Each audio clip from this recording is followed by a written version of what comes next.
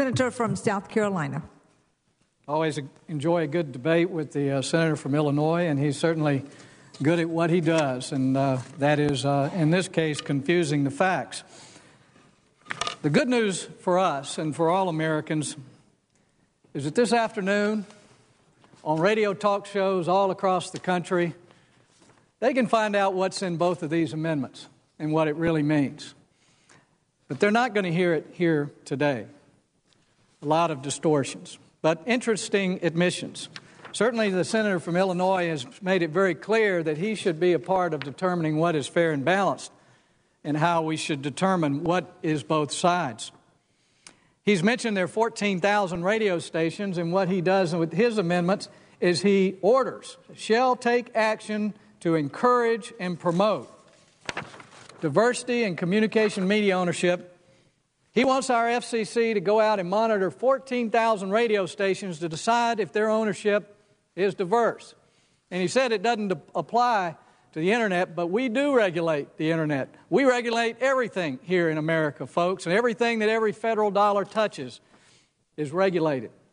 So believe me, this language is not just about radio stations, but it's about doing the impossible, and that's to centrally manage the ownership of radio and other communications in this country. And it goes back to his original opinion that, yes, he believes there should be fair and balanced perspectives presented in the media.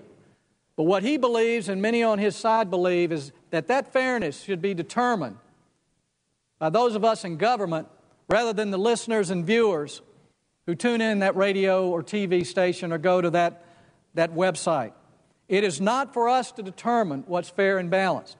And his distortion about my amendment, what it does, he's exactly wrong. We do not address or change in any way the requirements of radio stations to act in the public interest. This nonsense about children's programming and indecency, that has nothing to do with this. It's another section that's in the law. I don't affect that in any way.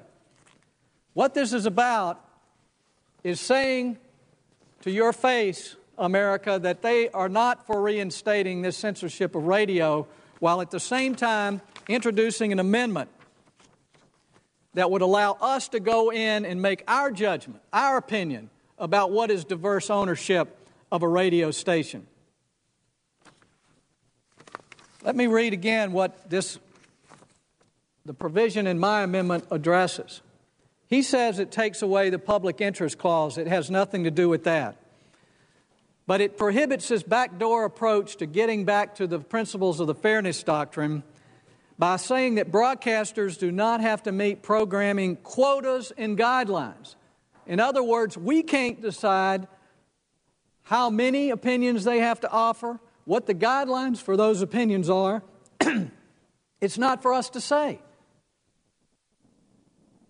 Have to fulfill their public interest obligations. We don't change that.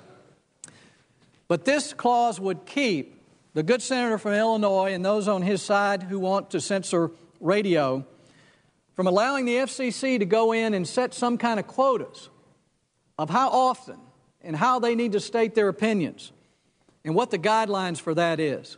What it does is creates a license for us to go in and determine what opinions, how many opinions, and how it's basically the Fairness Doctrine through the back door. Folks, I'll restate it again, that this Broadcasters Freedom Act protects the constitutional rights, freedom of speech, freedom of the press.